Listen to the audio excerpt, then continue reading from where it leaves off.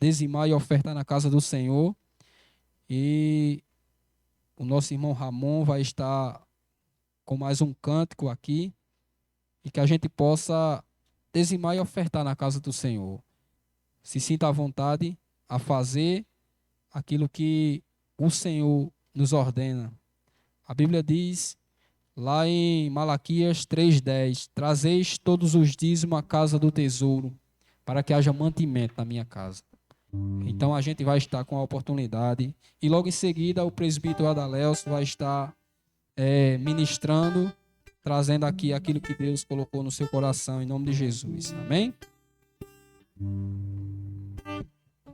Creio em Deus Pai Todo-Poderoso, Criador dos céus e da terra. Creio em Jesus Cristo, seu único Filho, nosso Senhor, o qual foi concebido por obra do Espírito Santo e nasceu da Virgem Maria.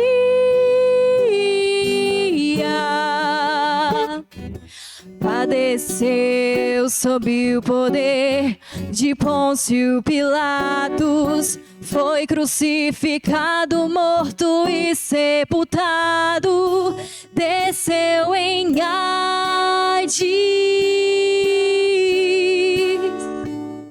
ressurgiu dos mortos ao terceiro dia, subiu ao céu e está sentado à mão direita de Deus Pai Todo-Poderoso, de onde há de vir a julgar os vivos e os mortos. Creio no Espírito Santo, na Santa Igreja Universal,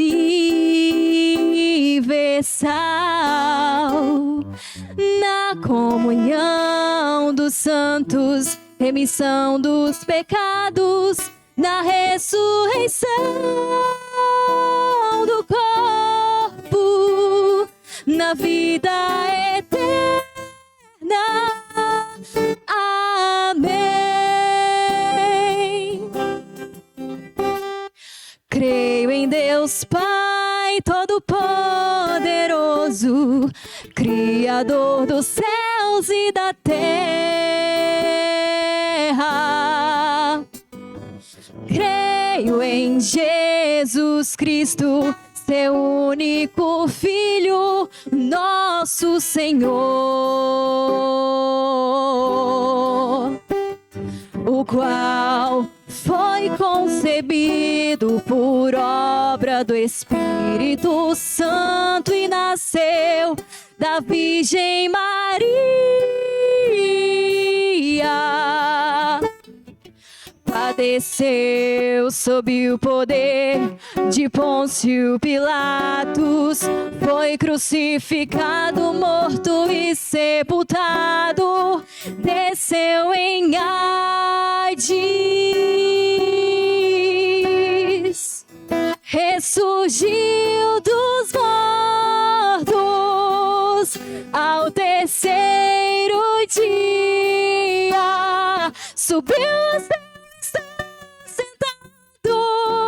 a mão direita de Deus Pai Todo-Poderoso, de onde há de vir a julgar os vivos e os mortos. Creio no Espírito Santo, na Santa Igreja Universal, na comunhão dos santos, remissão dos pecados, da ressurreição do corpo, na vida eterna.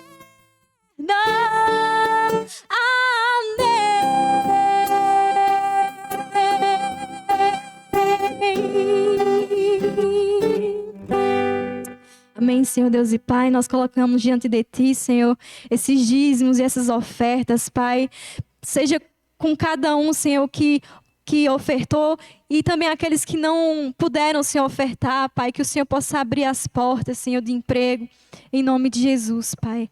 É assim que eu te oro e te agradeço, em nome de Jesus.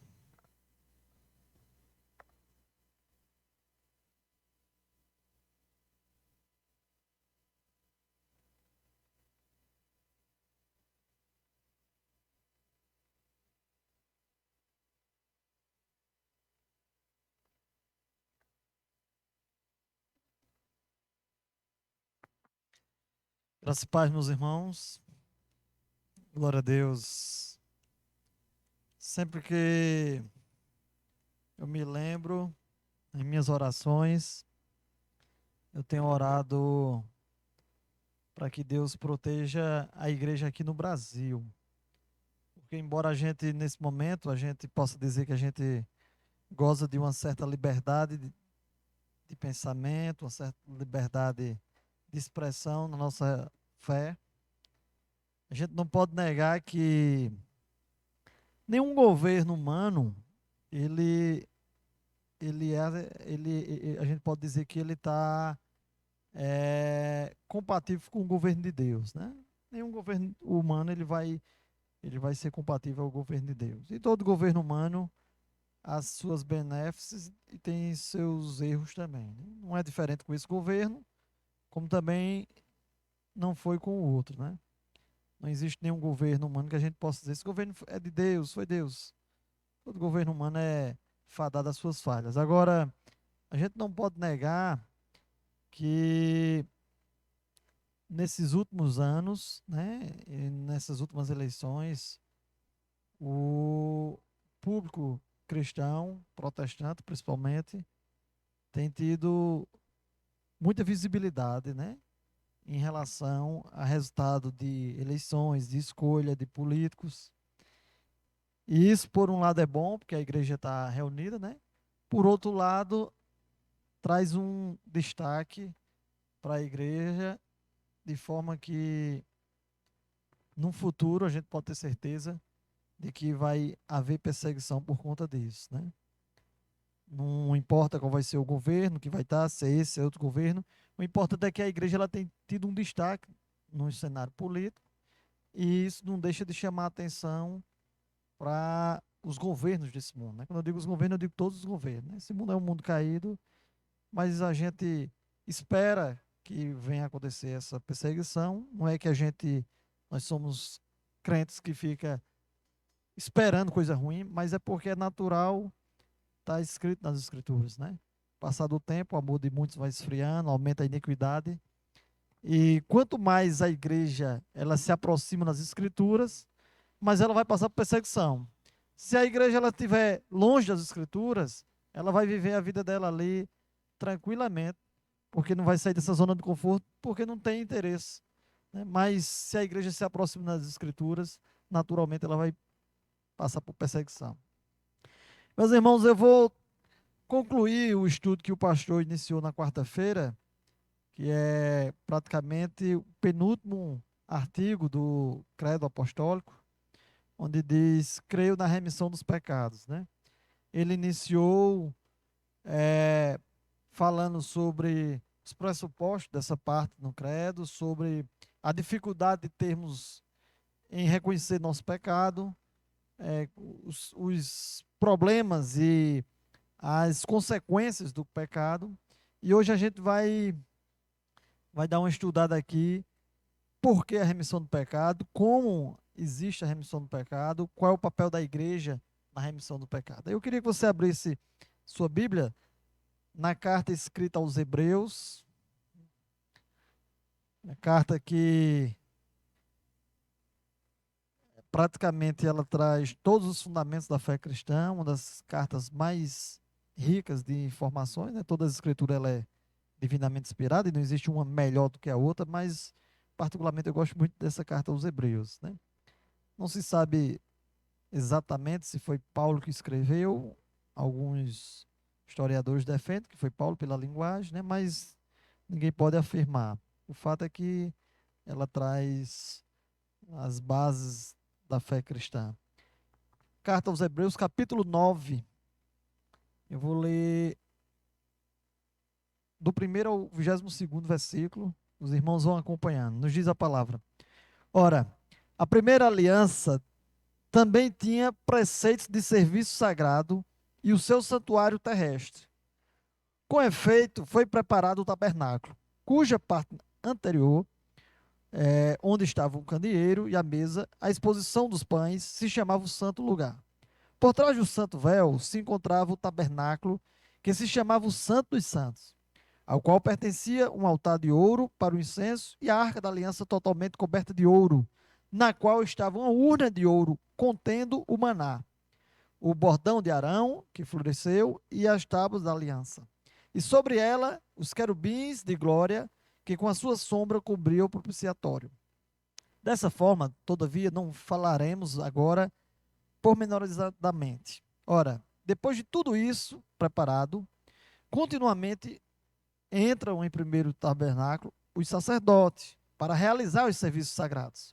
Mas no segundo, o sumo sacerdote, ele sozinho, uma vez por ano, não sem sangue, que oferece por si e pelos pecados da ignorância do povo. Querendo com isso dar a entender o Espírito Santo que ainda o caminho do santo lugar não se manifestou, enquanto o primeiro tabernáculo continua erguido. É isto uma parábola para a época presente.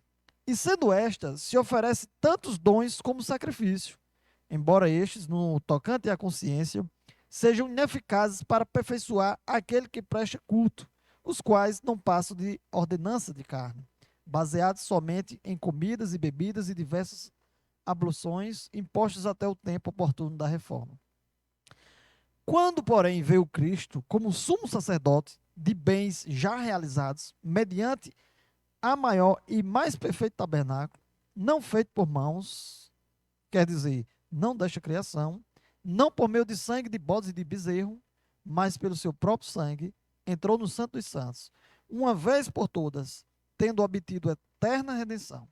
Portanto, se o sangue de bodes e o de touros e a cinza de novilho, aspergidos sobre os contaminados, os santificam, quanto à purificação da carne, muito mais o sangue de Cristo, que por Espírito eterno e a si mesmo se ofereceu sem mácula a Deus, purificará a nossa consciência de obras mortas para servirmos ao Deus vivo.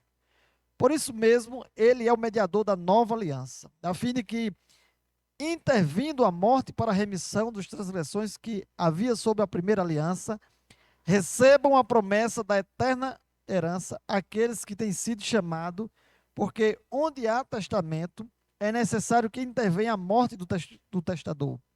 Pois um testamento só é confirmado no caso de mortos, visto que de maneira nenhuma tem força de lei enquanto vive o testador.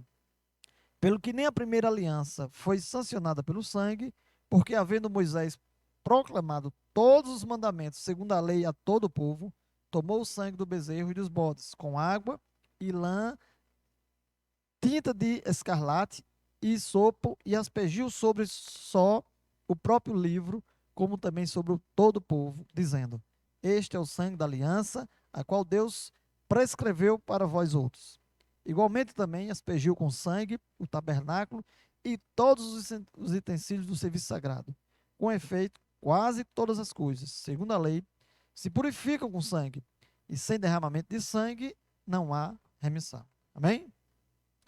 Bendito Deus, nesse momento, Senhor, nós rogamos ao Teu Espírito para que Ele possa estar iluminando a nossa mente, de forma que nós venhamos a compreender um pouco mais da Tua palavra. Com sabedoria, com tremor, com reverência à Tua palavra, nós abrimos nosso coração para que o Senhor possa nos ensinar e fortalecer a nossa fé. É no nome de Jesus, o nosso Salvador, que nós oramos. Amém. Glória a Deus. Meus irmãos, quando a gente começa a estudar as Escrituras, a gente percebe algo maravilhoso que deixa a gente encantado, né? Os primeiros contatos que eu tive com a Escritura, quando eu me converti, eu tinha uma falsa ilusão de que Jesus tinha vindo, né? E vivia como se guerreando com Satanás, né? Como se Satanás viesse guerrear e Jesus fosse ali, né? O opositor dele estivesse guerreando para que ele vencesse aquela guerra por nós, né? Mas isso é um equívoco, por quê? Embora Satanás seja o adversário, né, de Cristo, seja contrário a Deus, contrário à sua escritura, Satanás, ele não pode ser tido como um guerreiro. Ele é um adversário, mas ele não é um adversário que estava guerreando com Cristo. Por quê? Porque Cristo é muito mais poderoso do que Satanás, e a Bíblia diz que quando ele vier com poder e glória, um sopro de Cristo aniquilará Satanás, né? Você vê, por exemplo, em algumas passagens, por exemplo, quando Jesus atravessa o mar da Galileia ali, tem um homem, um espírito imundo, né? Cheio de demônios, uma legião de demônios. E os demônios se ajoelham perante o Senhor, né? Eles não se ajoelham como a gente se ajoelha, como os santos se ajoelham, como quem em adoração. Mas ele se ajoelha reconhecendo o poderio de Cristo e diz: Senhor, não é chegada a minha hora. Ali ele fica com medo, né? Toda a história de Jesus, ela está baseada na justiça, tá? Então, Jesus veio morrer não para guerrear com Satanás, né? Mas ele veio para que a justiça fosse realizada, né? E assim fosse imputado nele os nossos pecados, né? Então, Jesus não estava em guerra com Satanás, embora em alguns momentos ele foi tentado, como a gente vê, né? Foi levado ao deserto, foi levado ao pináculo do centro, mas Jesus estava para promover a justiça, para se fazer justiça em nosso lugar. Como disse João Batista, quando Jesus foi ser batizado, João Batista, ele batizava com água para arrependimento, né? E aí Jesus veio e ele se batiza com o Espírito e com fogo, né? É um batismo que ele traz, tanto traz a salvação, está em Cristo, como também o próprio juízo, né? Jesus hoje é nosso advogado, mas quando a gente estiver diante do Senhor, ele vai ser o justo juiz, né? Tanto em Cristo a gente tem a salvação, né? O batismo com o Espírito, que é a salvação, como também tem juízo, né? Para aqueles que não recebem, já estão condenados, é o que a Bíblia diz. Então Jesus, essa guerra não era contra Satanás, essa guerra era para promover justiça. Agora é interessante a gente observar nas Escrituras, desde o início da criação, né? Quando a gente vê, por exemplo, Adão e Eva. Se você abrir aí sua Escritura, em Gênesis no capítulo 3, verso 21, vamos abrir para a gente estar num culto de ensino. Os irmãos ficam à vontade para perguntar, para questionar, para duvidar. Esse é um momento importante para a gente aprender. Então, desde o início, quando Deus, por sua própria vontade, Deus criou o homem, você percebe que no capítulo 3, depois que o homem cai, ele e a esposa, quando eu digo homem, é o ser humano cai, que ele peca, você vai ver no verso 21, que o Senhor, nosso Deus, ele fez o Senhor Deus vestimentas de pele para Adão e sua mulher e os vestiu, né? No momento que Adão e Eva pecaram, eles ficaram nus diante do Senhor, né? Embora eles já viviam sem roupa, né? Mas eles perceberam a natureza pecaminosa deles, a queda deles, perceberam o momento da queda deles e perceberam que naquele momento eles estavam tomados pelo pecado, né? Pela mentira, que havia transgredido contra o Senhor. O que é que Deus faz? Deus cria casaco, faz casaco de peles para eles com pele de animais, né? Certamente, não posso afirmar aqui, mas certamente devia ter sido com pele de cordeiro, né? Então, o que é que Deus faz, né? Deus os cobre com pele de cordeiro, né? Então, você vai perceber que, embora aquele momento ali era uma simbolização, ou uma expressão de uma expiação, tá entendendo? Não era exatamente a expiação, porque uma pele de animais não vai cobrir o seu pecado, né? Mas ali já era assim, o evangelho mais uma vez sendo anunciado, né? E era sombra de coisas que adivinha de acontecer no futuro. Quando você vai estudar o Antigo Testamento, né, que a gente chama de Antiga Aliança, você vai perceber diversos sinais de coisas que iam ser realizadas em Cristo, né? Como a gente leu o texto aqui no início, né? Você vai continuar lendo em Hebreus 9, você vai ver que Jesus, ele é o sacrifício perfeito de uma vez por todas. Então, Adão e Eva pecam, Deus faz casar com pele de animais. Naquele momento, há o quê? Há o primeiro derramamento de sangue, tem? Algum animal teve que morrer para que eles ficassem cobertos ali, né? Cobrisse aquela vergonha deles.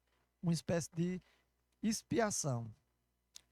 A gente viu aqui nessa leitura no início que na antiga aliança eles tinham um espaço reservado grande, que era tido como um lugar santo, né, como um templo, e dentro desse lugar havia um lugar menor chamado Santo dos Santos, né? Que esse era onde havia, foi lido aqui no texto, uma arca, né, que chama da Arca da Aliança. Ela era uma espécie de um baú grande assim, que ali havia a vara, né, de Moisés, de Abraão, havia uma tampa, na sua tampa havia 2 querubins de ouro, né? Parecido com essa arca que o pessoal equivocadamente inventa de fazer hoje em dia em algumas igrejas, né? Mas era parecida. E aí o que acontecia? Uma vez por ano, o sacerdote, ele durante o ano todo o pessoal participava ali do templo, né? Mas no Santo dos Santos só entrava uma vez por ano. E aí o sacerdote entrava e lá ele pegava sangue do cordeiro e ele aspergia sobre a tampa daquela arca, né? Que era o propiciatório. A Bíblia diz que a fumaça assim subia, era Shekinah de Deus, hein? Havia algum fenômeno miraculoso ali, era Deus que fazia aquilo ali, e era uma espécie de remissão de pecado daquele povo, né? Evidentemente, todas essas cerimônias, elas apontavam para um futuro que a gente ia ver quando viesse o Cordeiro verdadeiro, né? O verdadeiro sacrifício, a verdadeira oferta, tudo isso vai desembocar em Cristo, né? De modo que, se você continuar estudando Hebreus, você vai entender e aprender de forma bem clara que todas essas cerimônias, elas não têm mais sentido a gente fazer, tá? De forma que se você tentar, ou você quiser refazer essas cerimônias, você está vituperando a crucificação de Cristo, né? De forma que você vai querer crucificá-lo novamente, é o que o autor de Hebreus vai dizer, né? Uma vez por todas foi feito o sacrifício de Jesus, não tem mais necessidade de fazer novamente. Então Adão e Eva têm o primeiro momento ali dessa expiação através do sangue, né? E da pele do animal. Você vai ver também que em Gênesis 4:4, você vai ver aqui 4:4, que diz o seguinte: Abel, por sua vez, trouxe das primícias do seu rebanho e da gordura deste. Agradou-se o Senhor de Abel e de sua oferta, ao passo que a de Caim e a de sua oferta não se agradou. Essa é uma das partes interessantes também das Escrituras, né? Além de toda a Escritura. Você vai ver que na primeiro momento de culto, né? Primeiro momento de culto registrado aqui, depois da queda do homem, foi com os filhos de Adão e Eva, você vai ver que Abel, ele leva também sacrifícios a Deus, né? Ele pega do cordeiro, aqui diz, tanto o cordeiro como a própria gordura também, que tinha sua representatividade também. Mas o fato é que ele sacrifica algum cordeiro ali para apresentar a Deus. E Deus se agrada dessa oferta dele. Por que Deus se agrada da oferta de Abel? Mais do que da oferta de Caim, né? Ou pelo menos o que está escrito aqui, se agradou da oferta de Abel. Porque essa oferta, ela simbolizava um sacrifício futuro, né? Então ela representava ali, e Deus se agradou quando Deus viu. Porque, como eu disse, as escrituras, desde o início de Gênesis, você vai perceber que há uma revelação progressiva nas escrituras, né? De forma que vai ficando cada vez mais clara. Nessa época, era difícil de você compreender, né? Você olhar um sacrifício e imaginar que um dia vai vir Jesus ser sacrificado por nós, né? Era difícil, mas também não era impossível. Por quê? Se você olhar, por exemplo, o livro de Jó, que, embora ele não seja o primeiro das escrituras, né, mas há os historiadores que explicam, informam e defendem que o livro de Jó é o livro mais antigo da Bíblia, né? E você vai ver ali que, por exemplo, final do capítulo 16 e início do capítulo 17, você vai ver Jó pedindo a Deus para que Deus fosse o próprio penhor dele, né? Para que Deus fosse a garantia dele mesmo e Deus justificasse diante do próprio Deus a Jó. Ou seja, Jó entendia que nenhum homem, nem ele, nem ninguém era capaz de justificar Jó, a não ser o próprio Deus que fosse se justificar diante dele mesmo. Foi o que aconteceu. O Deus encarnou no seu Filho Jesus e ele mesmo foi quem se justificou diante do Pai para nos salvar. Mas você vê aqui Abel apresentando, a gente poderia dizer que era o primeiro momento de culto registrado aqui, né? Embora todo dia, na viração do dia, Adão e Eva estivessem ali com o Senhor. Mas depois da queda, a gente vê aqui Abel apresentando a sua oferta. Interessante também que, se você for olhar em Gênesis 8, 20, depois, deixa eu abrir aqui, Gênesis 8, 20, logo depois que houve o dilúvio, que o pessoal passou ali um bom tempo dentro da arca, né?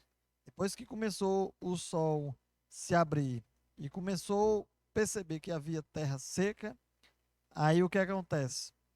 Levanta Noé um altar ao Senhor e, tomando de animais limpos e de aves limpas, ofereceu holocausto sobre o altar.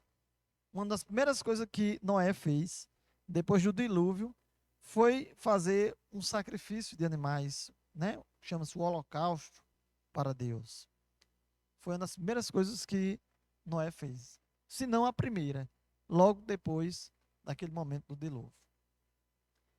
Quando a gente vai ver em Gênesis 22, coloque Gênesis 22 aí, 9 e 10, você vai ver também, depois que Abraão é provado, né? Deus pede que Abraão sacrifique seu filho. Abraão, em um ato de plena confiança em Deus e de fé, Abraão vai sacrificar o filho dele para Deus, né? Evidentemente, o Senhor sabia de todas as coisas, e quando chega no momento de sacrificar o menino, um anjo do Senhor aparece, né? Não deixa que se consuma ali aquele momento de sacrifício, e ao mesmo tempo tem um cordeiro lá.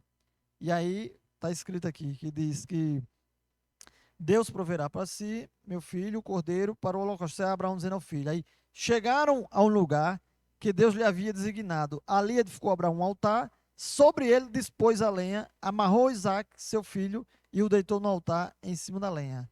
E estendeu a mão, tomou o cutelo para imolar o filho. Mas do céu brandou o anjo do Senhor.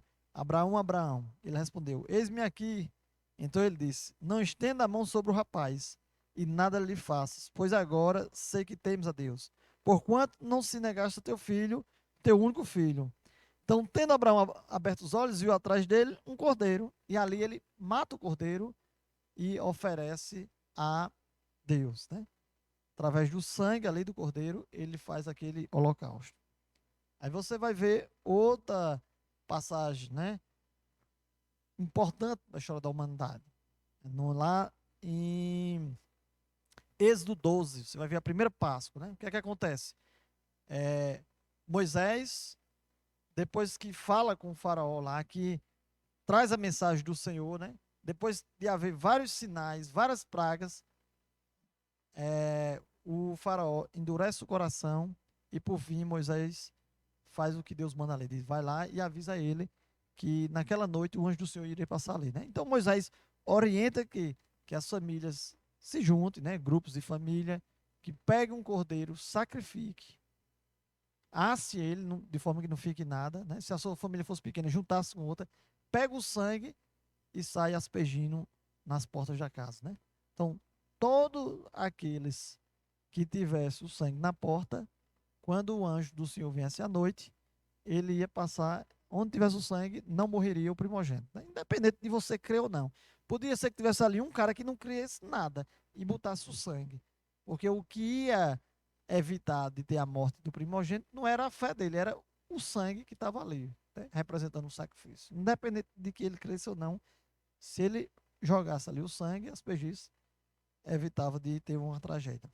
Então você percebe nas escrituras, como foi lido, que constantemente as escrituras ela está mostrando ali, representando que era necessário o sangue, era necessário haver um sacrifício, haver um holocausto para que houvesse remissão dos pecados, né? Só que na antiga aliança, todas essas ordenanças, todas essas cerimônias, elas não eram eficazes, né? Elas não tinham a eficácia de salvar uma pessoa, de remir os pecados de uma vez por todas. Mas todas elas apontavam para um sacrifício perfeito que viria. E quem era o sacrifício perfeito? Cristo Jesus, né? Então, o credo diz: creio na remissão dos pecados, né? Isso é um assunto bastante complexo para uma pessoa que não é iluminada pelo Espírito compreender. Porque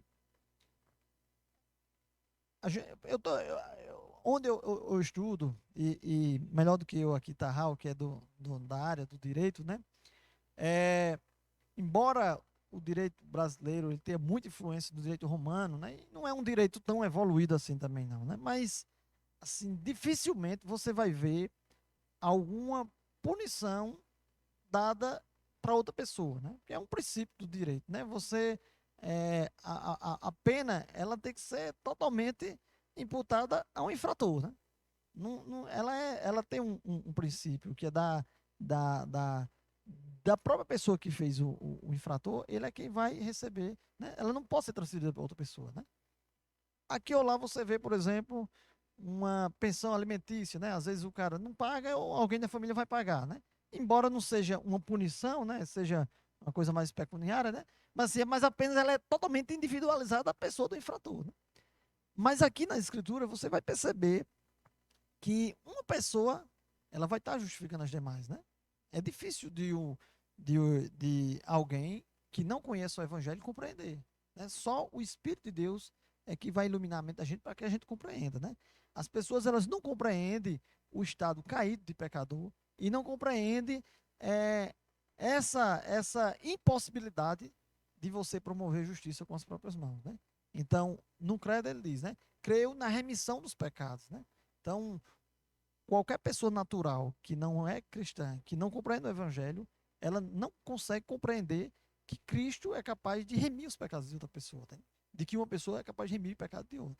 Ela não vai compreender, porque ela acha que a remissão dos pecados dela pode estar associada às boas obras dela, né? Ela vai querer ser uma pessoa boa, tal. Tudo isso para se justificar diante de Deus, né? Mas nenhum homem se justifica diante de Deus. Você pode ser uma pessoa boa, pessoa correta, honesta, tudo no mundo. Mas você não consegue se justificar diante de Deus. Porque no fundo você é um pecador caído. E se você for olhar para o espelho, que é a lei, né? A lei ela funciona como um espelho. É muito fácil eu olhar para uma pessoa muito ruim. Tem muita gente ruim na história, né? Até perto da gente, não precisa ser muito longe. E você olhar e dizer, não, eu não sou ruim igual aquela pessoa, não. De fato, você não é, né? Mas aquela pessoa não é parâmetro, e nem você, né? Mas quando a gente olha para Cristo, a gente fica na mesma distância, tá? Não tem ninguém que diga, eu sou igual a Cristo, né? Não tem. Se uma pessoa olhar para outra e ela faz um parâmetro dela com outra, ela consegue ver quem é menos ruim do que outra, né? Quem é melhor do que a outra. Mas quando a gente olha para Cristo, a gente fica na mesma distância. Todo mundo fica na mesma distância. Porque Cristo é tão perfeito, tão puro, sem nenhuma impureza, que qualquer ser humano, ele fica na mesma distância. É como se você olhasse para o sol e dissesse, quem é que está mais próximo do sol? Eu que estou aqui ou Riquelme que está num prédio de 10 andares, né? Isso é ridículo, né? Os dois estão na mesma distância, né? Porque a gente está tão longe do sol que não importa se você está em cima de um prédio de 100 andares e eu aqui embaixo. A gente está na mesma distância, é muito longe, né? Então Cristo, ele é um modelo perfeito, né? Totalmente perfeito. O Deus perfeito, puro, encarnado, sem mácula. Então nós estamos na mesma distância, né? De forma que ele olha e não existe esse aqui é menos pecador, esse aqui é mais pecador. Não.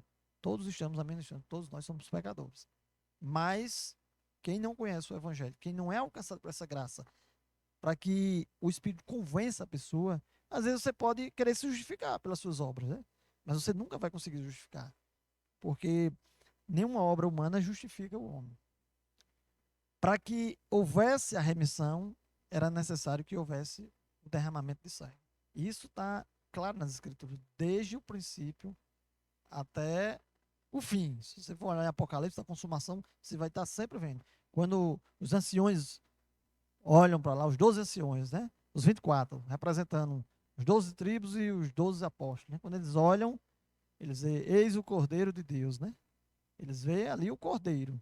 Ou seja, até lá, essa simbolização da remissão através do sangue é apresentada. Então, é apresentado do início à consumação. E aí fica o autor do material que a gente está estudando, ele traz um ponto bem interessante acerca do papel da igreja na remissão do pecado.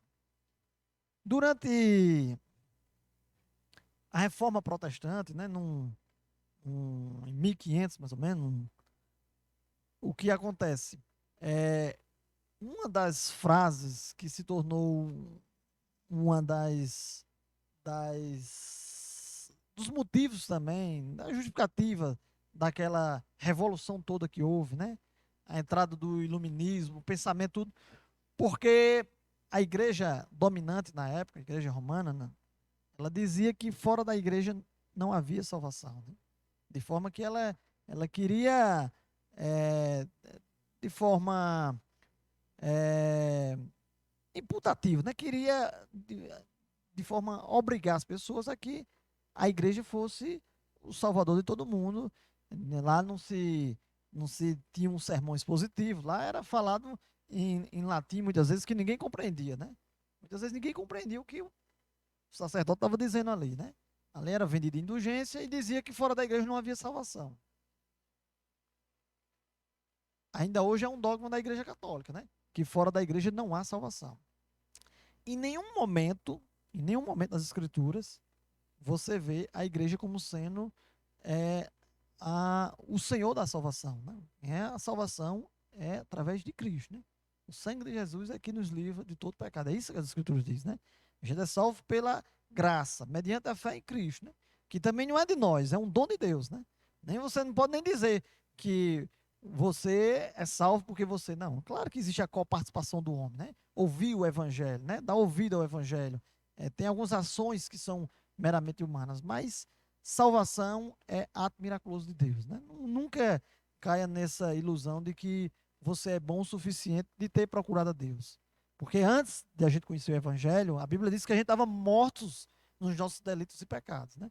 E se um dia você oferecer um copo d'água a um morto e ele receber, aí eu creio, né? Mas porque morto não escuta, morto não tem vontade própria, né? Então, só uma ação miraculosa do Espírito que faz você ressuscitar, né? E aí você vai compreendendo o Evangelho. Aí há uma participação do homem também. Quem tem que buscar ler as Escrituras sou eu, quem tem que congregar, orar, tudo isso. Então, uma das frases, né, dos dogmas, que ainda é até hoje, era: fora da igreja não há salvação, né? Isso não é bíblico ao fato de dizer que a igreja é detentora da salvação. Não é. Mas a gente não pode negar que existem os meios da graça, né? E quais são os meios da graça, né? Você tem os meios da graça que a gente pode dizer particulares ou individuais, que é o quê? A oração é um meio da graça, né? Você, em momento de oração, você tem uma comunhão mais intensa com o Senhor, né? Na oração, o Senhor conforta o nosso coração, a gente compreende algumas coisas, a gente gera esperança no nosso coração. Um dos meios mais eficazes da graça, as escrituras sagradas, né? A gente não pode viver uma vida sem se dedicar às escrituras, né? Você não vai fazer só a dedicação às escrituras, senão você vai encher de conhecimento e ficar com a cabeça inchada, né?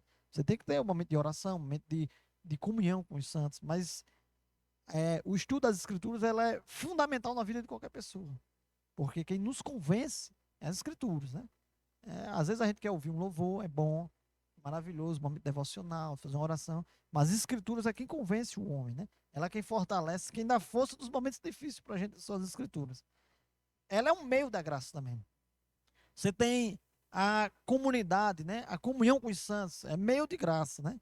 Com os irmãos a gente compartilha nossas dificuldades, as nossas frustrações, nossos sonhos, a gente chora, se alegra. Isso são meios da graça, né? E aí você vai ver vários outros meios da graça. Então, a gente não pode negar que a igreja, né, embora ela não seja a senhora da salvação, não existe isso, né?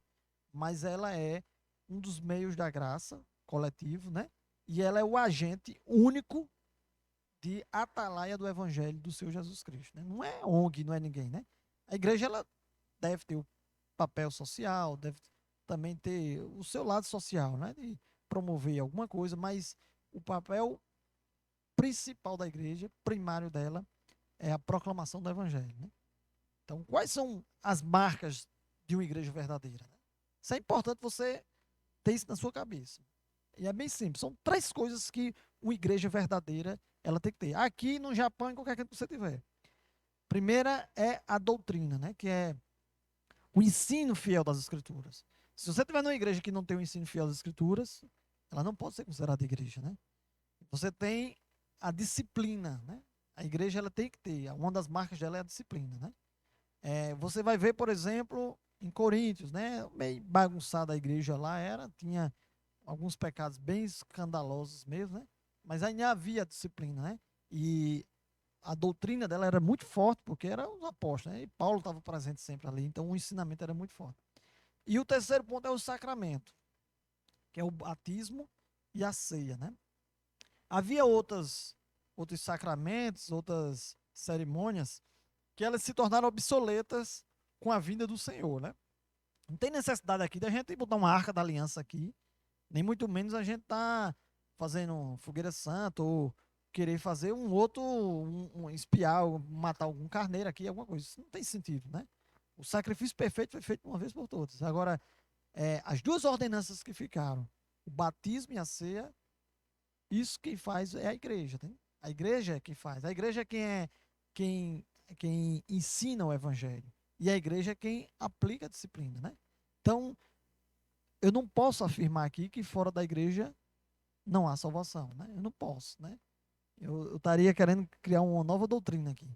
Mas a igreja, ela é o atalaia. E ela é quem vai estar ali no ensinamento das escrituras, ela é quem vai estar aplicando a disciplina e ela é quem vai estar realizando os sacramentos, né? Então, indiretamente, você vai ter na igreja um meio da graça muito forte, um meio da graça muito explícito, né? E muito evidente. Isso na igreja visível mesmo. A igreja que você participa, ela tem que ter essas 3 marcas. Se ela não tiver, ela não é igreja. É possível alguém salvo não estar na igreja? Claro que é, né? Praticamente, muitos da gente que está hoje na igreja recebeu a graça de Deus fora da igreja. Agora, eu não acredito que uma pessoa que tenha sido alcançada pela graça permaneça fora da igreja, né? Diga, professor Raul. Na Igreja Universal.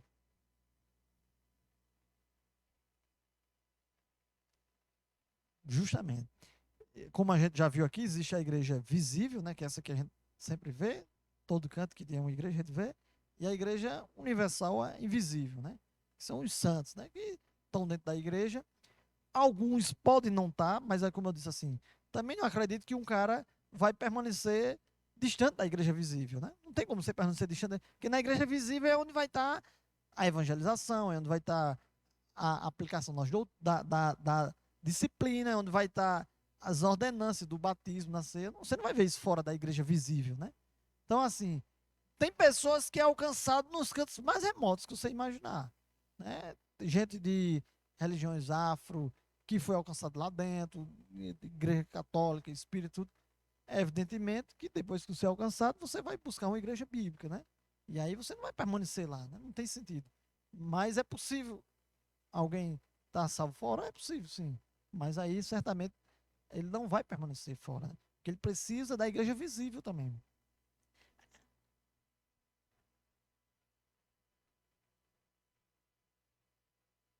Em comunhão. A comunhão é uma das é um dos meios da graça, né? Não existe você viver no mundo ou fazer parte da igreja de Cristo sem participar da comunhão dos santos. Porque se a própria Escritura ela mostra que a igreja é um corpo, não tem como você ser um órgão independente, né? Você precisa estar inserido no corpo, né? Você vai estar inserido. Agora, é claro, né? Se de repente você está um estado de alguma doença, né? Alguma enfermidade, você não pode estar participando, né? Embora você também é participante da igreja visível, né? Você não é fisicamente, você faz parte do grupo dos irmãos, tudo isso. Ou você está num canto muito remoto, alguma coisa assim que você não pode estar perto dos irmãos, mas você faz parte daquela igreja e você faz parte da igreja universal do Senhor, né? Então, a comunhão dos santos, ela também é um meio muito eficaz da graça do Senhor, né? São vários meios da graça do Senhor. Alguém levantou a mão? Não. Raul, professor Raul?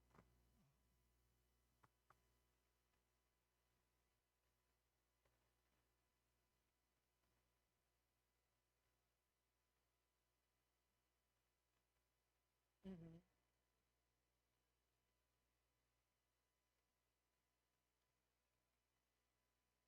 É verdade.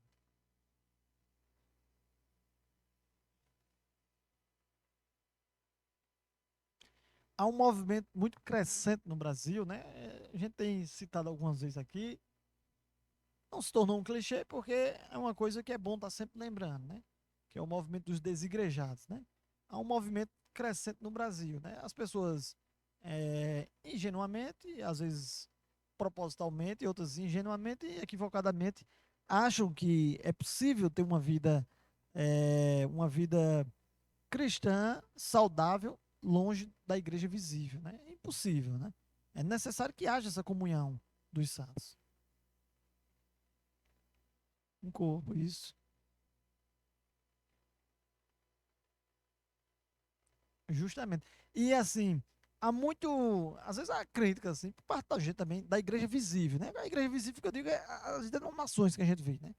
Mas se você for olhar, a igreja militante e a igreja visível, né? Porque a gente não sabe ali quem são os santos de fato, né? Mas a igreja que está evangelizando, a igreja que está promovendo, é a igreja visível que a gente vê, é essa igreja, né?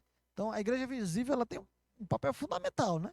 E nela é onde está a igreja universal, a igreja dos santos, né? Então a gente não pode descartar, né? Porque às vezes a gente faz crítica à igreja visível, não, nem a igreja é a igreja dos santos, é a igreja que vai ser arrebatada, tudo sim, mas todo mundo que faz parte da igreja é a igreja que promove as ações, é a igreja que está andando, é a igreja que está apresentando culto, né? Claro que não necessariamente todo mundo ali é salvo. Então, sem a comunhão dos santos, né? Não tem sentido, né? Não tem como você dizer. Você pode até compreender algumas coisas do evangelho. Está lá em Hebreus 6, se eu não estiver enganado. Lá diz que há algumas pessoas que se alegraram com a graça, foram participantes, né? Então tem pessoas que vai para a igreja, um sermão apresentado de forma bíblica, né? Independente do cara ser cristão ou não, com certeza vai tocar ele, porque quando o sermão ele é bíblico, é a voz do próprio Senhor, né? Então Deus, ele é Deus de todos, né? Ele é o criador de todos. Então o cara mesmo que não creia, mas ele vai, de alguma forma, ele vai sentir alguma coisa que é o criador dele que está falando, né? Mas há aqueles que se alegram, mas que nunca nasceram de fato, né? Está lá em Hebreus 6.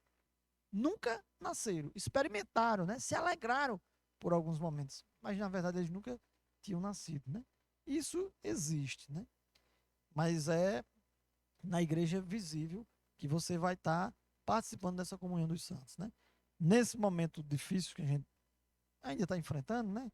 Essa questão desse distanciamento social, a gente pode ver o quão é frágil essa tese aí de que o cara pode ser um cristão em casa. Não, eu leio minha Bíblia, faço minha devocional, não preciso ir para a igreja, né? Aí você vai ver como é frágil, tem? Como o ser humano ele precisa de relacionamento, ele precisa de pessoas que pensam como ele, de estar próximo, né? De ouvir. Aí você fica distante, né? Há um esfriamento espiritual, né? Há um desgaste por parte de todos que fazem parte, pelo não estar no ajuntamento, porque o ajuntamento é fundamental, porque um corpo ele tem que estar junto, unido, né? Então é no ajuntamento que eu disse, A gente divide nossas frustrações, nossas alegrias, a gente chora e se alegra.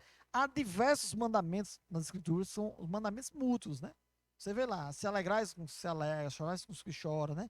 São vários mandamentos, né? Eu não sabia mensurar aqui a quantidade, mas tem vários mandamentos mútuos, que é de um irmão para irmão, tá? Então não tem como existir se não for assim. Tem como existir uma igreja sem se reunir? Não existe, porque como é que você vai ter o sacramento? Tá o cara em casa, não, como é que eu vou, vai ser batizado, né? Como é que ele vai externar aquilo que aconteceu nele, né? Embora o batismo, o sacramento, ele não salve ninguém, mas ele é uma ordenança do Senhor, que ele é uma manifestação pública daquilo que aconteceu com você por dentro, né? Então como é que você vai fazer se você não participa da igreja, né? Como é que você vai participar da ceia do Senhor, né? Tão fundamental, né? E que o Senhor o próprio Jesus Cristo, né? Ele tem lá Deus na primeira Páscoa, né? Lá em Êxodo 12, e tem Jesus instituindo a ceia da nova aliança, né? A aliança no sangue de Jesus, né? Então, como foi lido no início e veio os argumentos no início, a remissão dos pecados, ela se dá através do sangue de Jesus Cristo, né? Através do sangue. E estava isso o tempo todo sendo exposto ali nas Escrituras.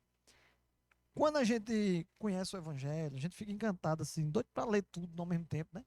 E eu tinha muita dificuldade de entender algumas coisas nas Escrituras, né? Principalmente no Antigo Pacto, né? Evidentemente, hoje eu tenho outra compreensão, né? Ainda muito longe também, que é muito, o poço é muito fundo, mas você percebe que Deus estava, de forma progressiva, revelando ao homem, né? Tanto o plano, como estava revelando a vinda da nossa salvação, através de Cristo, né? Quem era do Antigo Pacto? Não era salvo? Claro que era. Salvo também em Cristo, né?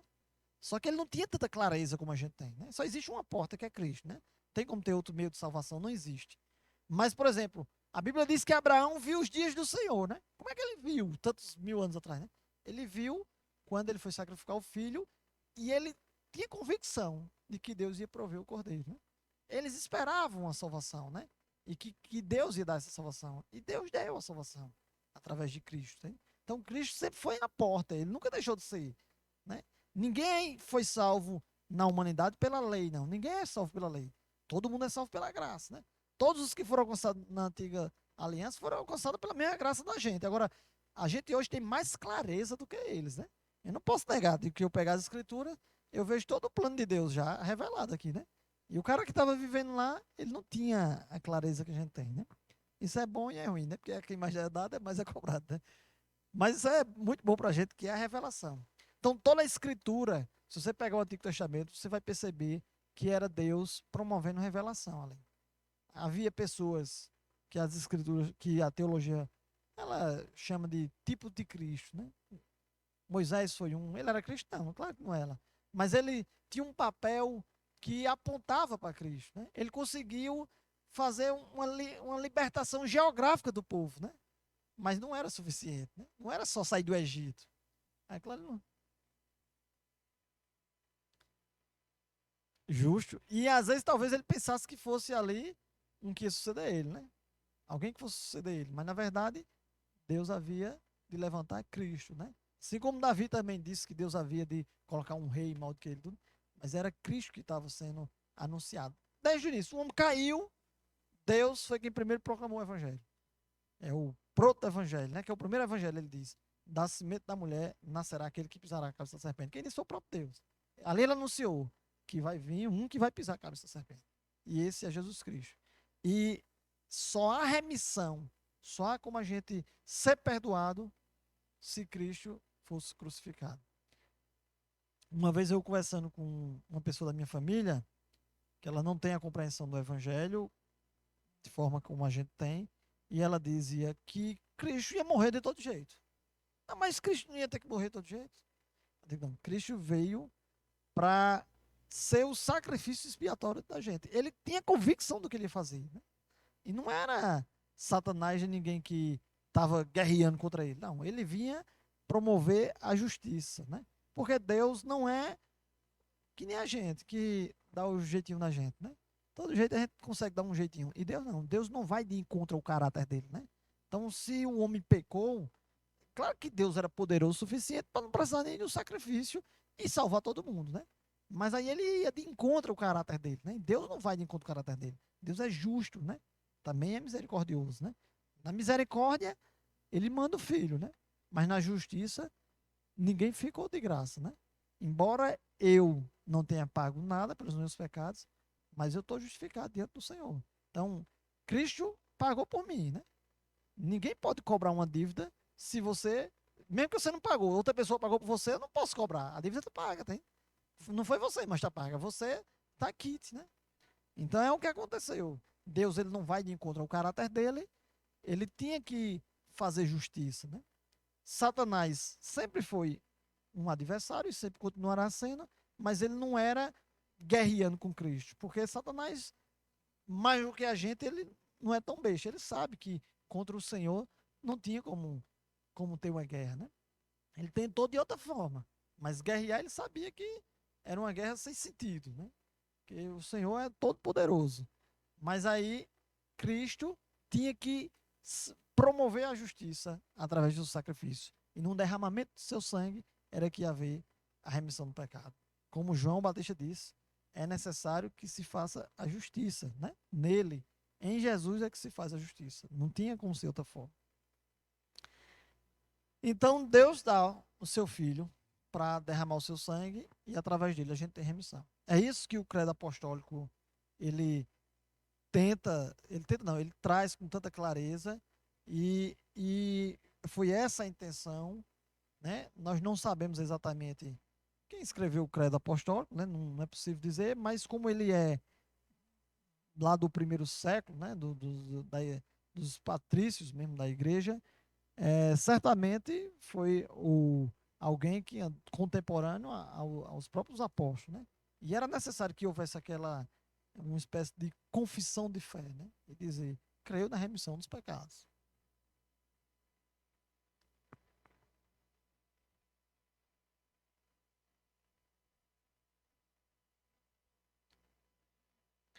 Justamente, perfeitamente o irmão Raul falou. Há alguns equívocos, né? Que acham que, não, Jesus levou sobre nós, sobre ele, todo o nosso pecado e sobre as suas pessoas nós somos sarados, né? Então há doutrinas que se levantam dizendo que, não, se eu estiver doente, eu só posso estar em pecado. Porque se ele levou e ele trouxe toda a cura para todo mundo, então eu preciso declarar a cura para mim, né? Mas isso é um equívoco, né? Qual é a cura, né? A cura do mal que havia. Qual era o mal? Era a gente estar em guerra com Deus, né? Só em Deus só em Cristo a gente tem paz com Deus, né? Ter paz com Deus não é só estar aquele momento zen, não, momento zen, né? A gente acha que ter paz com Deus é só estar zen da vida, né? Deitado numa rede, estou em paz. Não, ter paz com Deus é cessar uma guerra com Deus, gente. A gente era inimigos de Deus, né? E estava em guerra com Ele. E em Cristo a gente tem paz. Então, Ele trouxe a cura de forma a gente ter paz novamente. E a gente não pode negar, por exemplo, que através de Cristo a gente vai ter nosso corpo no futuro regenerado e glorificado como Ele é. Tá? Então não deixa de ser. Agora, hoje, a gente sofre as consequências do pecado? Sofre. A doença, é Deus que quer a doença? Não, Deus é uma consequência do pecado, né? Alguns nascem com algumas doenças congênitas. De quem é a culpa, né? Jesus ia andando com os discípulos e tinha um cara que era cego, né? Aí de quem é a culpa? Dele ou do pai dele? Aí Jesus disse, nem dele, nem pai dele. Essa doença é para a glória de Deus, né? Ele ia ficar curado naquele momento ali, era para a glória de Deus, e ao mesmo tempo a doença não deixa de ser uma consequência do pecado. Se não existisse pecado, não existia doença no meio da gente. Não existia nem a ação da morte, né? Que a morte foi o último a ser vencido, né? Por Cristo. Cristo morreu, mas ressuscitou, né? Então a morte foi vencida em Cristo. Nós pode ter uma morte física no nosso corpo, né? Evidentemente. Mas a morte eterna a gente jamais vai enfrentar. Quem é do Senhor, né? Quem foi alcançado pela essa graça. Então ele não vai ter nunca essa morte eterna. Né? Consequência do pecado vai sempre. Mesmo a gente estando na igreja, vivendo de vida mais piedosa do mundo. Mas a gente vai estar sempre sofrendo as consequências do pecado, né? Ou você vai estar pecando, isso a gente sempre peca, né? Ou então você vai estar sofrendo a consequência. É um mundo injusto, é um mundo cheio de injustiça, é pessoas corruptas, é mentira. Então, tudo isso são consequências do pecado que a gente sofre. Não tem como não sofrer. Todavia, em Cristo, né, a gente, como a gente viu aqui no domingo de manhã, o já e ainda não, né? A gente já desfruta de uma eternidade, né?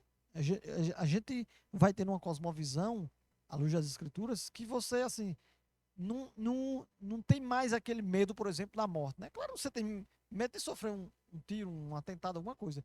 Mas, assim, você tem medo de morrer? Não. Se um cristão, ele é cristão mesmo, eu não quero morrer agora. Mas, assim, você não tem medo de morrer. Porque você sabe que a morte vai ser uma vitória também em Cristo.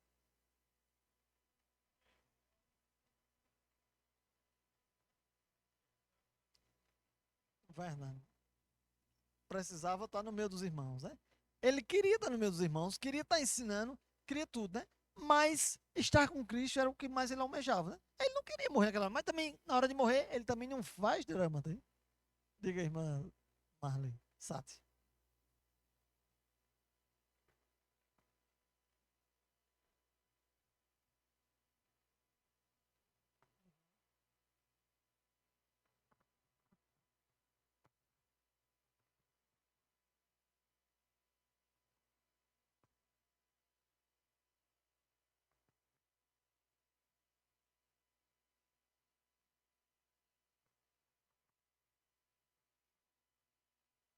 Se ela não fosse cristã, ainda que ela não estivesse se maldizendo, né? Não é obrigatório também, todo mundo está se maldizendo.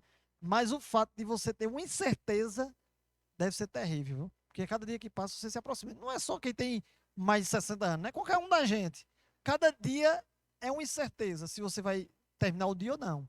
E quem não sabe para onde vai, deve viver um drama, um tormento, né? Por isso que muitas vezes ninguém para pensar na morte.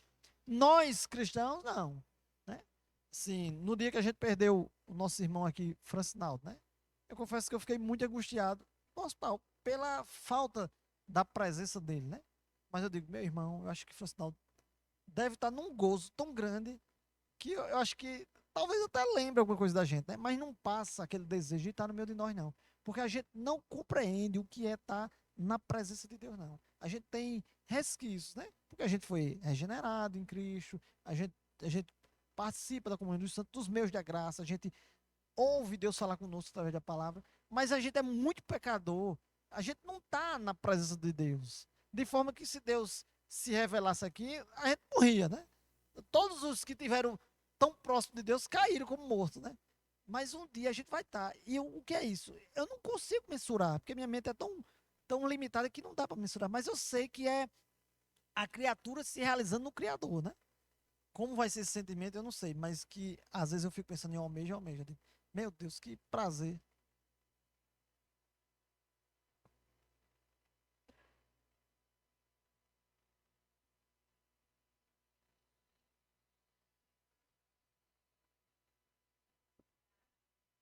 É verdade.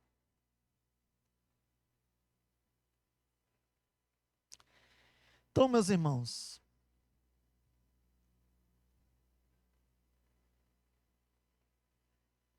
é verdade. É. Mas é claro que é, o luto, sentir, seria uma ignorância o cara dizer que não ia sentir, né? Mas assim, você sente a falta da pessoa. Por outro lado, você tem uma convicção tão agradável que é um bálsamo no seu coração de você dizer, rapaz, eu durmo tranquilo que eu sei onde é que a pessoa está. E está melhor do que eu, né? Eu vou sentir falta, mas ela está em glória com Deus. Então, só para concluir, ficou bem claro aqui que é às vezes difícil de compreender, né, para quem não é cristão, mas é através do sangue, do derramamento de sangue, é que há remissão dos pecados, né? Isso aí, o tempo todo Deus esteve revelando à humanidade, né, através daquelas figuras, né? Eram sombras de coisas futuras, né? Não era ainda a coisa, mas era a sombra. Então, o que é que isso implica na vida da gente? Eu quero deixar só uma aplicação, mas que ela fique registrada no nosso coração, né? É, às vezes há momentos na vida da gente, por conta dessa estrutura do pecado todo, a gente fica um pouco fraco, né? Isso é natural. Mas a nossa salvação, né? A nossa garantia, ela não se deu pela gente, né? nem pelo nenhum ato nosso, mas ela é dada pelo derramamento de sangue de Cristo, né? Cristo garantindo, está garantido, hein? Não é nenhuma pessoa influente, não é nenhuma pessoa poderosa, ou não é você mesmo, não é um pai, não é ninguém que você confie, mas Cristo que remiu os nossos pecados. Então, se em algum momento na vida, né, Satanás queira colocar dúvida na sua mente, né, dizer, rapaz, porque você tem suas falhas, né, e você tiver alguma dúvida, saiba que a remissão dos seus pecados não se deu por um ato seu, né, mas um ato de justiça do Deus Criador, né, e Deus, um ato dele é irrevogável, né, ninguém revoga. Então, nossa remissão dos nossos pecados e a nossa salvação, ela foi conquistada e justificada por Cristo. Isso é suficiente para nunca mais discutir esse tema, né? A gente vai ficar sempre lembrando, mas que aí é um bater de martelo irrevogável, né? Não existe nada, não existe recurso, não existe nada que venha alterar uma coisa dessa. Então, a salvação de qualquer pessoa, ela é baseada no sacrifício de Cristo. Não é de obras, não é da vontade dela, não é de nada. É do sacrifício perfeito de Cristo. Esse sacrifício totalmente eficaz, né? Para aqueles a quem ele se dirigiu a ser salvo. Há pessoas que não vão ser salvas? Então o sacrifício de Cristo não foi perfeito. Foi perfeito. Para quem é de ser salvo, foi perfeito. Não tem como sacrifício do perfeito ser imperfeito. Hein? Então o sacrifício de Cristo foi perfeito. Quem tem de ser salvo será salvo pelo sacrifício de Cristo. Não tem como ser revogado isso aí. E o maior pecado que existe, que não tem perdão, é um ser humano recusar o sacrifício de Cristo. Né? Todos aqueles que endurecem o coração para o Evangelho, né? Que não são alcançados por essa graça, é a própria blasfêmia. Não existe perdão para ele. Por quê? Porque ele recusou o que é mais importante na humanidade, que é o sacrifício de Cristo. Então, uma pessoa pode ser boa, pode ser uma pessoa direita, honesta, pode ser tudo. Se ela tem um coração endurecido para o Evangelho, ela tem um coração endurecido para a coisa que é mais importante na humanidade, que é o sacrifício de Cristo. Então, ela pode até não ser uma pessoa melhor do mundo, mas o Evangelho vai transformar ela, que ela foi salva para as boas obras, né? Senão não tem sentido. O Evangelho vai transformar, mas o coração ele tem que estar aberto para o Evangelho e para o sacrifício de Cristo. Então vamos orar. Não esqueçam as marcas da igreja, né? São três coisas, três palavrinhas simples, mas que tem muita importância. A doutrina, né? O ensinamento. A igreja sem ensinamento. A igreja que vive com lero, com leseira, com coisas sem fundamento, sem o ensinamento do evangelho, né? E com essas leseiras. Umas procuram dinheiro, outras procuram leseira mesmo, né? Criando coisas que não existem. Igreja que não tem uma doutrina bíblica, né? E não tem uma disciplina, né? Você diz, existe muitas. Tem igreja que não está nem aí para a vida dos. Na verdade, não existe nenhum relacionamento com os cristãos, né? Pode estar cheio de gente. Tem igreja que tem entupido de gente, né? Cresce muito em termos de patrimônio, mas a igreja não existe um relacionamento com os irmãos, né? Existe aquele tapia ali, o pastor falando, tal, patrimônio crescendo, mas não existe uma disciplina bíblica, né? Jamais ele vai querer estar preocupado com isso aí. Essa não é uma igreja saudável. E uma igreja sem as ordenanças. A igreja ela não está preocupada em trazer uma cosmovisão para o irmão, para que ele manifeste o desejo de ser batizado, para que ele manifeste a participação na ceia, então não é uma igreja bíblica. Vamos orar? Senhor Deus, nós te agradecemos por este momento, Senhor. Te agradecemos pela liberdade que a gente tem, embora a gente esteja em pouca quantidade, mas nós temos a liberdade de proclamar teu evangelho, de transmitir em redes sociais para o Brasil e para o mundo, de forma que a gente ainda não tem uma perseguição tão intensa, a gente ainda tem essa liberdade. Nos ajuda para ter sabedoria e fazer usufruto desse direito, Senhor. Nós temos consciência e cada vez mais clara na nossa mente que foi o teu sangue derramado por nós que remiu nossos pecados. Nós não éramos dignos de estar aqui, nesse lugar, prestando um culto a um Deus tão puro, tão santo, sem mácula. Nós que somos tão pecadores, com pensamentos tão tortuosos, intenções de corações tão maldosas, às vezes palavras malditas, né? Muitas vezes o nosso comportamento não é alinhado com o que tu nos ensinas. Mas ainda assim nós temos convicção de que o Senhor nos resgatou do lamaçal do pecado, de que o teu sacrifício, o sacrifício do teu Filho Jesus Cristo, ele foi suficiente para a nossa vida e para todos aqueles que virão a ser alcançados pela tua palavra. É no nome de Jesus, o nosso Salvador, que nós agradecemos por tudo. Que o amor de Deus, o Pai, que a graça de Deus, o Filho, e as doces consolações do Espírito esteja no meio de nós, hoje e para todo sempre, que todos digam amém.